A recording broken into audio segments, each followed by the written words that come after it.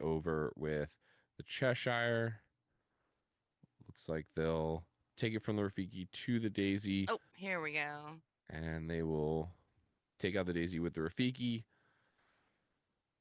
They've got to breathe a big sigh of relief there. They've cleared out the board, Oh, and she top quite the decked a board of her own. strength. Oh, you hate to see it. That's the worst top deck to get when you have zero characters on board. It just feels so bad. Oh, the Ursula comes down. We'll pay one to boost it. We're going to quest the whole board. Five more to go to eight, 9, 10, 11. So we do not have win on board. So, We're getting close though. oh, the Rhino. Another one that you open not to have seen here. And we do have a Hades in hand now. So I wonder, do we let her keep the Rhino on board? Oh, he's got two. I didn't see it. I couldn't tell if it was two cows or if it was one cow on that Cheshire, but we are able to just Yeah, boost the there's Cheshire, move the damage, and cleanly take out that one drop Rhino, allowing him to just quest with every single thing on his board, saving the Hades for later, just in case he's needed for a more emergency time. Say if we get a Nala top deck next turn, oh, and we because bounce the Cheshire, oh boy, that's a lot of cards back to hand. refilling our entire hand. Absolutely. But yeah, we had three cows on the Elsa and three cows on the Cheshire from the last turn. We're just gonna play two one drops just to really further Uh, secure it. And we and a see Raja. the Raja is doesn't do it. Few turns too late, but that's okay. That was a close game. If Cynthia hadn't top decked those couple of not ideal cards at the Duds. time, she Yeah, might have been able to lock that in, honestly. I mean, Hades in Zan's hand that she didn't know about would definitely make a difference, but that was a close game and Zan had to crawl his way back to victory. absolutely. Yeah, that one turn.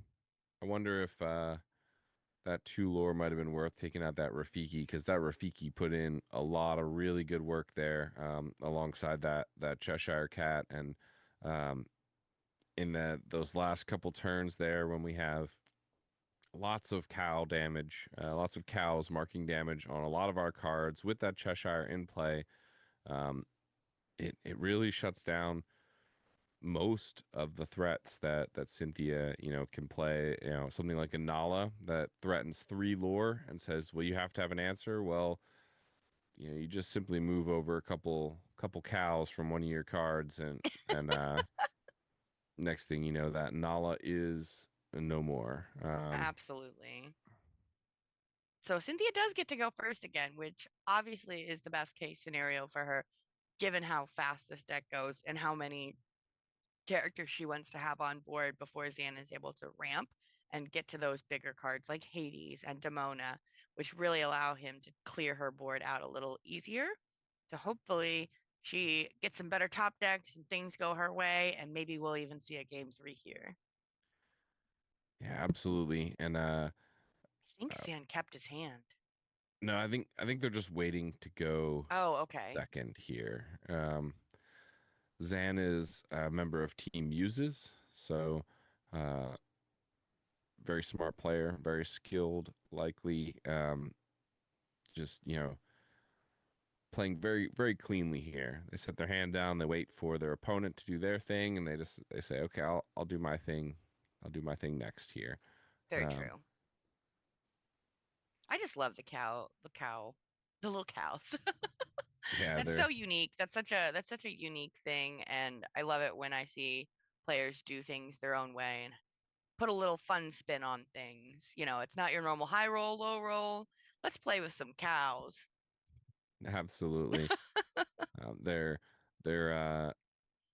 RPH, their play hub name is Brown Cow Zan. So it's the little brown circle dot and then the cow emoji. And That's awesome. I love to see it.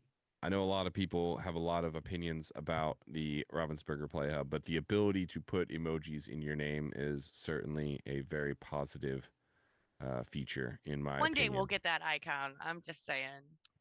One day we'll get that icon. All right. Well, we see the Daisy come down, and notably, I believe what was inked there was um, the is it? I don't remember the lady's name. It's the lady that gives two additional lore to a character. Oh, it's not Family Dog because that's the one that you get to play No, a I say card for lady because free. it's a female character, but I don't know. It's like one of the moms or something from a movie that I can't remember here. It is escaping me. Um, I don't know which one you're talking about off the top of my head.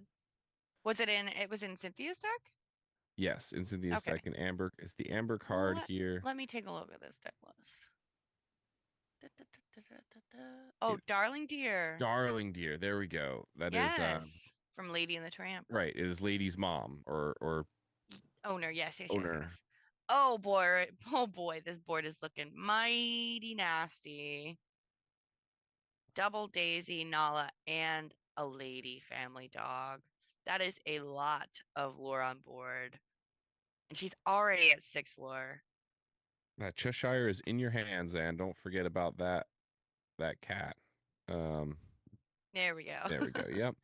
So Oh, and I didn't even notice we fired the cannons on the Basil. So Basil is no more, and he is only left with a Tipo on board, which is not ideal because obviously you wanted to keep that Basil around, maybe boost the Tipo next turn, or whenever you get an Elsa down, be able to boost the Elsa and cleanly take out a Daisy. But now Zan is facing 2, 4, 6, 9 lore on board. So next turn, he's not going to be able to take anything out this turn unless he pulls out a magic trick or something, or into the unknowns, one of these daisies. So Cynthia's gonna shoot to 15 lore really, really quick. well, we opted to double ramp to ramp again here on Mm-hmm. this turn. So this tells me maybe like a Cheshire cat maybe coming down, or like you said, into the unknown, or if Zan is playing, they may know this meta, this local meta a little better than us. Maybe they are playing a one or two of something like Spooky Sight, uh, True. and they need to get to it as fast as possible. That is Um, true. but a very ink efficient turn here. We play the sail, we ink two cards, we get the Cheshire Cat down. Um,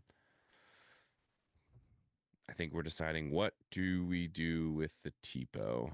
Uh, he is unfortunately still growing, not quite grown up yet, so not too much to do. It looks like we will go ahead and go cow for cow and put one damage on one of the daisies here to maybe make it a little bit easier to deal with the next turn. Oh, Oh the goodness, he's strength. just gonna hard cast it too. Oh, and he And just oh boy, that was a quick game. that was the last straw Yeah, here for absolutely. Zan. Takes the scoop. You know what? I don't blame them. That Absolutely was not. a bit utterly ridiculous, if you ask me. But just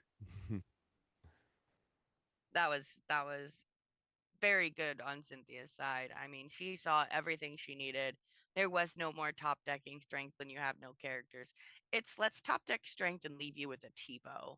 And that feels really bad when you're on Blurple, when you have nothing else on board except for that little Tipo.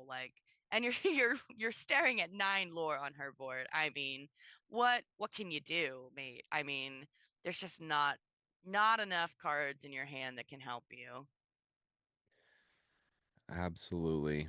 Uh, Spooky Sight was really the only one, and that's not the most common tech card in Blurple. It is certainly an available option if they so choose, but um, I know several of the big pro players out there, DKP and Thiago and Ed and a lot of them have talked about it, where the Spooky Sight card can be very, very bad into a large number of matchups. Um, Mhm. and it can be very risky to have to, have a card in your deck, potentially in your hand in a game where it's not helpful. So as we said, only I think it was 5%, something like that. Eight. There was only 8 total Amber Steel lists in the field here today. So statistically, you're not going to necessarily run into it. So not a bad choice to potentially leave Spooky Sight out. I realized I have the player's deck list, so I can find out if that is even an I option. do It not have looks like it spooky is. sight. It is. It was not an option. So No. But Zan's sitting there thanking the Lord that we won that first game, because if Cynthia won that first game on the moo roll, yeah, off the that moo this would be a toss. different story. So he gets the pleasure of finally going first, and he's going to have the advantage. So hopefully we won't see turn 1 Daisy, turn 2 double Daisy. Yeah, that's what we're hoping for. Ooh, and the Aurora is something that you're happy to see too, I would think. I mean, you could obviously go right from Aurora into Tiana next turn, which would be really nice. You get to secure a couple of cards for a while. Um, but obviously, I think the name of the game here is just play as many cards as you possibly can that quest for 2 or more, because Blurple has so many control options, and as soon as they are able to ramp and get to 4 or 5 ink, they can they can just keep clearing your board. Just like we saw in game 1. We thought, "Oh man, Cynthia might have this on lock," but he was able to hold her back at 17 pretty steadily. Yep, absolutely. The longer this And game goes on, the more it favors Zan. and we Um, do see the quest with Aurora to turn to Tiana, which is a nice setup. I didn't see what she had in her hand, but if she's got like a lady and can play a Nala for free, that can be pretty devastating for Zan at this point.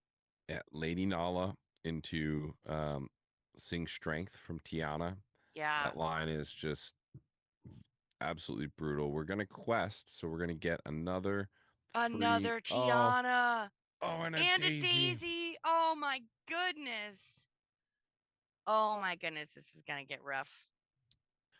So this is where that into the unknown is going to be absolutely critical here. Ooh, the Oh, hypnotic strength. Okay, so now we're in business. We hypnotic strength. We take out the Tiana. We pay the Tiana pay the tax. Tiana tax. Um, and we hang on a little bit longer. We never And have we to deal just with that double Tiana fingers tax. crossed that you have an into the unknown for that second Tiana on board. And you can sing it with the genie, hopefully get something down that will be able to hit into those daisies, and that Aurora, is you're still going to need to take care of those, because those are still going to quest a lot. Absolutely. A lot of cards in hand for Was Cynthia, that a though. third Tiana? I can't tell. I think she has a big rhino in hand. Yeah, it looks like Little Rhino, Big Rhino, maybe like a Nala. Uh, is hard to tell. Mm-hmm. Contemplating what to do here. Lots of options. Big Rhino goes down. Pay for. We had double Big Rhino. Okay. Okay, all right. And we And just go we'll. ahead and quest for 5, shoot up to 9, and we hit a woodchuck guide. You love to see it when Daisy does her job and doesn't just fill your opponent's hands with cards. So now here, Zan, I think, is looking for that into the unknown. Would be nice. Another hypnotic would certainly still help out. Although notably, we're not leaving any additional characters on the board, which Mm-hmm. um, can be pretty negative tempo, can be pretty rough. So we are gonna pay 4 to bring out Cheshire and Rafiki. Looks like we will swing into something. It won't Oh, it won't do matter. any I damage, don't though. believe we're gonna be able to Because I don't pay think you the have enough Tiana ink to pay tax, the Tiana tax. Yeah. but we will have enough to be able to boost, Yep. move that 2 damage, over to the Aurora, presumably to get rid of one of the characters. Maybe to the Rhino to remove its That would be a solid resist. play.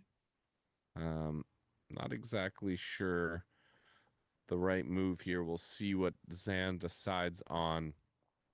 Do we value removing a lore off the board right now, or do we value maybe setting up our next turn for something a little stronger? It's a tough decision.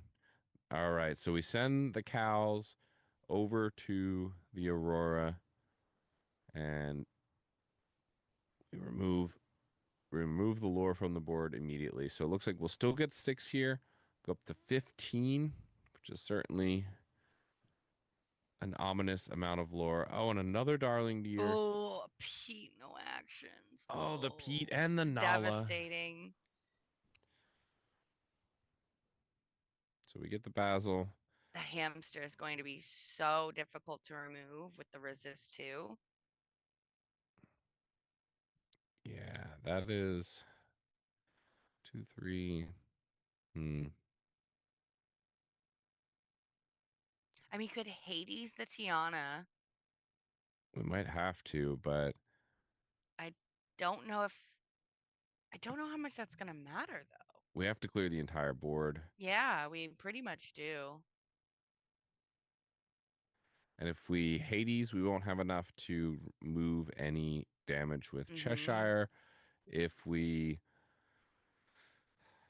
man, if we do just the Tiana attacks plus the um, Cheshire move, that also removes the Tiana, but it still doesn't leave us with enough to really play anything particularly useful that I can think of. I think I see the Hades in hand, so we know that's an A option. tough Oh, choice and though. I think the End of the Unknown is in hand as Oh well. my goodness. That Pete just doing Pete things, saying no actions. You're not gonna take the easy way out. Hey, it ain't cheating if they're the one making the rules, right? That's what he says. Yeah, absolutely. That Pete coming in clutch right now, honestly, because like you said, the options are so limited just because you didn't have the opportunity to get higher up on your ink. If he had a couple more ink, he might be able to just clear this board if he could Hades and then still use Cheshire.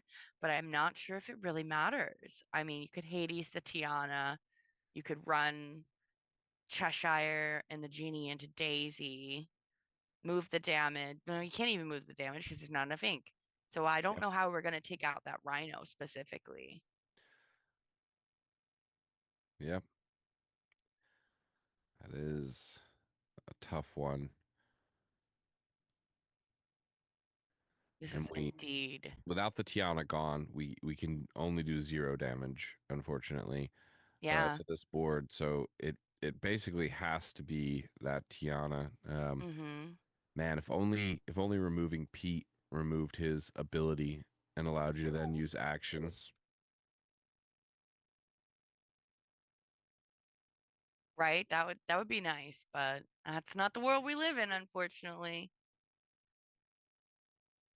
So we do go ahead and Hades the Tiana. Now we're still wheels are spinning, trying to figure out how we take care of this Daisy and the Rhino. We, I mean, even then, like you leave the Pete and the Null on board, you go to 19. You have so much work to do still. Oh, and All there's the right, there fist it bump. is. There's the fist Oh bump. my Can't get it goodness. done. Cynthia from Enchanted 505, a team out of New Mexico, takes the win. Ooh. Yeah, I heard Kim and Rebecca talking about Enchanted 505, one of the prominent teams here at the event. Um, I'm not sure how often they play against the Lorcana Muses. Maybe That's they're, a big bag of cows. That was all I noticed. All those little cows in the little baggie. but yeah, double Tiana was really rough, and then that perfectly timed Pete to just secure to secure that victory. We saw the end of the unknown in hand. We saw a number of other options that potentially are available, um, and just all of them shut down by that Pete. Absolutely. That was a great game for Cynthia. She had everything she needed at every point in time. And it was just so hard for Zan to be even to have a chance to come back after that Pete was dropped. I mean, that just eliminated so many options for him. Even if he did have the spooky sight, which he isn't running. Um, but yeah, that Into the Unknown, if he would have been able to play that, I think it would have been a major game changer. Absolutely. Um, yeah, Cynthia takes it down in 3 games. What a spectacular match. They will advance to 4-1, I believe, on the day, um, which is pretty good. We went into this round with only 6 undefeateds, 6 4-0s going into this round. Um, Quite a few ties. Uh, I know myself included have had this meta. Just some of the games just take a while. Some of them are really, really grindy matches. Um, they, All those what Baja a time. players, man. All Yeah, those people who saw Sky and Fungus in the finals at Richmond DLC, they saw what Baja can do, how Baja should be run, and they're like, you know what? I'm going to take my chances and I'm going to bring that to the CCQ. That seems like a good option because I know historically we've seen a lot of other events and I don't know that Baja has ever been the top ink pairing that has played. It's always been Purple Steel followed by Blurple. Um maybe at least in this meta. So I'm definitely on the side of Sky and Fungus made this happen. He is making everybody go to time. He's making everybody go to turns. It's their fault, okay?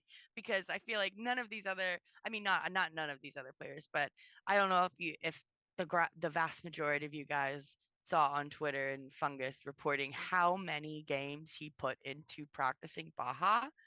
But man, they have a lot of games, and if somebody just goes and picks up Baja, I don't know if they'll have as much success as he was able to have. But it's definitely a high skill deck.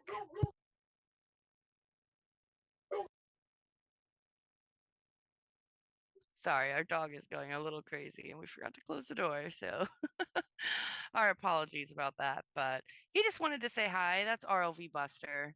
It's all maybe right. maybe he predicted Baja to win this CCQ, and he's excited at the amount of Baja players, the Emerald Sapphire players. Um, but I think he's just mad at the talk of Baja because we do this fun thing where every DLC we try and get him to predict the winning deck where we put like little treats on the like ink dividers basically. And he picked Blurple, which was the second most played deck. And there were plenty of Blurple decks that were in top 8. I mean, top 32. I know DKP made top 8, but then Baja took it down, and I was like, "Oh man, he was so close. He got Sapphire right. Was Emerald wasn't right though, but that's okay." absolutely. I just want to give a shout out here. Michael Mouse, some of you may know them as Mickey, is currently 4-0 in the tournament. Ooh, I don't see them on the screen here, but um, Mickey Mouse is apparently in the building and doing very well. Who would have guessed? It's their game, and they know what they're doing. absolutely. All right, we've got a ton of people joining us here in the chat, watching from home. Thank you guys so much for hanging out with us. Huge shout out to all the production at Top Cut Games, Lorcana Muses. Um, I'm having a blast. These are some amazing games of Disney Lorcana. A lot of interesting changes we've seen to some people's decks. A lot of different, maybe different deck choices that people are running with. Um, after the big DLC Richmond weekend we had last week. So I am just so excited to continue watching this event go and tomorrow morning we will be crowning the next invite to the Disney Lorcana North American Continentals. So very, very excited for that. Can't wait. Uh, Let us know in chat. Let us know what your predictions are. Who do you think is going to take this whole thing down? Are you going with the numbers? There's a lot of Emerald Sapphire here. That means they have more chances to take it home. But we've certainly seen decks like Cynthia's Amber Steel that is probably hoping they get to play against a lot of those Baja players because they'll go underneath them as quick as they can. Absolutely. I feel like every Amber Steel player in that room is like, ooh, lots of Baja. This is the best. At least that's what I would be saying if that was my deck choice. Absolutely. Few matches still going here. We've got maybe about 10 minutes or so left in round before we head to turns.